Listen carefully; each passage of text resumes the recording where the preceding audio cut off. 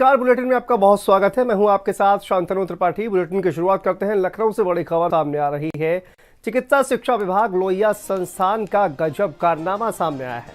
Nursing officer के 534 पदों के लिए 28 दिसंबर को परीक्षा होनी है और परीक्षा के 8 दिन पहले वेबसाइट पर प्रवेश पत्र जारी किया गया है।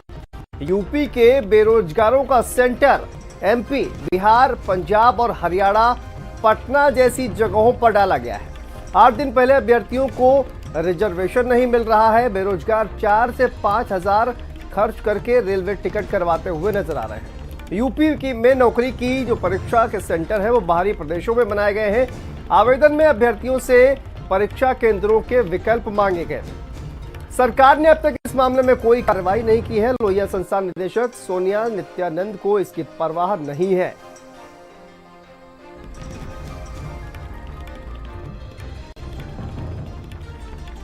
तो चिकित्सा शिक्षा विभाग का यह गजब कारनामा सामने आया है। और देखिए, 8 दिन पहले वेबसाइट पर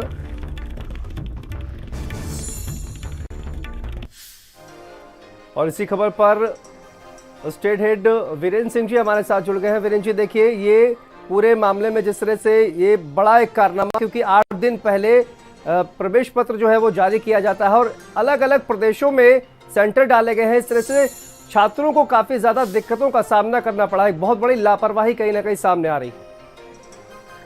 बिल्कुल, देखिए, ये एक तरह से कहा जाए तो ये मनमर्जी है, तुगलकी फरमान है कि उत्तर प्रदेश में लोहिया संस्थान में 534 पदों पर नौकरी निकाली गई है और उसके परीक्षा केंद्र बिहार में, मध्य प्रदेश में और हरियाणा में बना दिए जाएं।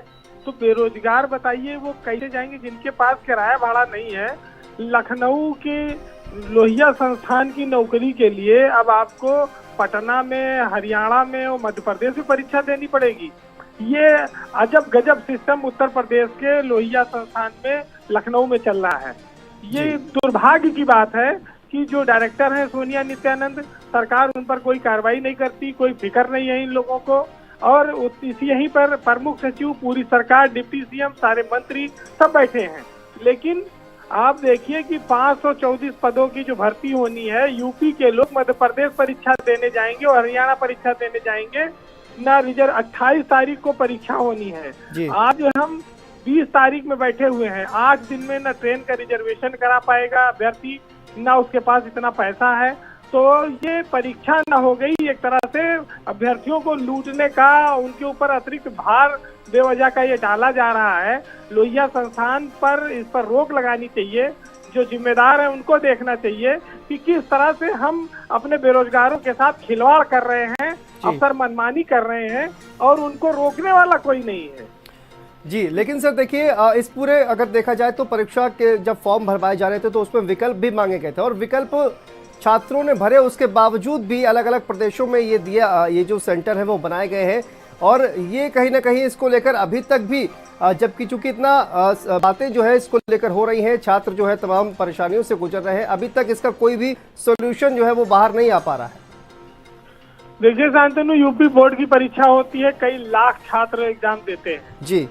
ऐसे ही यूपीएससी की परीक्षाएं होती हैं, कई लाख लोग बैठते हैं उसमें। तो 534 पदों की भर्ती के लिए कितने लाख आवेदन आ गए होंगे कि लोहिया संस्थान उनको उत्तर प्रदेश में उनका परीक्षा नहीं करा सकता। अगर कोई आदमी दूसरे राज्य से परीक्षा देने आता है यहाँ भर्ती के लिए, वो अलग बात हो सकती है। लेकिन यूपी का छात्र लखनऊ की नौकरी के लिए मध्य प्रदेश, पटना और बिहार और हरियाणा जाएगा, दिल्ली जाएगा परीक्षा देने, तो कितने दुर्भाग्य की बात है। ये अफसरों का कहा जाता है ये तुगलकी फरमान है और ये अफसरों की संवेदनहीनता है और ये मनमानापन है। सरकार को इस पर रोक लगाना चाहिए इस परीक्षा पर, और ऐसे अफसरों ने, जिन लोगों ने ये काम किया है, उनके खिलाफ कार्रवाई करनी चाहिए। बिल्कुल, बहुत बहुत शुक्रिया वीरेंद्र जी आपका इस तमाम जानकारी के लिए। तो देखिए किस तरह से ये जो 534 पदों के लिए लखनऊ में जो नौकरी करने